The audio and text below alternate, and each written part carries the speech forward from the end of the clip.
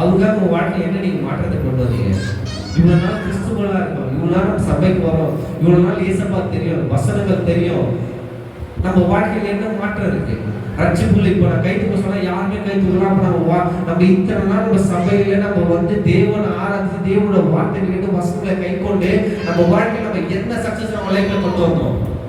ஏன்னா இங்க இருக்கிற இந்த மாம்சத்துக்குள்ள இருக்கிற ஜீவன் வேஸ்ட் இல்லை. எப்போ போகணும்னு தெரியாது, என்ன தெரியாது. ஆனா ஒன்னே சொல்ற, பரலோக ராஜ்யம் உண்மை, ஏசப்பா வருகைன்றது உண்மை. அந்த பரலோக ராஜ்யம் நாயத்திற்கு ராஜாவை நம்ம ஏசப்பா உட்கார்றது உண்மை. அந்த உட்காரும் போது நீங்க பரலோக ராஜ்யம் நீங்க போகணும், நான் பரலோகத்துக்குள்ள தேவனை நான் சந்திக்கணும், ஏசப்பா கூட நான் ஆராதனை செலுத்தணும், பரலோக ராஜ்யத்துல நான் இருக்கணும்னா இங்க இருக்கும் போது நீங்க எப்படி தெரியுமா? பாடு இருக்கும், பலவீனம் இருக்கும், வேதனை இருக்கும், துன்பம் இருக்கும், துயரம் எல்லாமே இருக்கும். ஆனாலும் அந்த விடுதலை தரவும் கூட தான் இருக்காரு. எத்தனை பேர் விசுவாசிக்கிறீங்க? எத்தனை பேர் ஹல்லேலூயா சொல்லுங்க? வாய்க்கு சத்தமா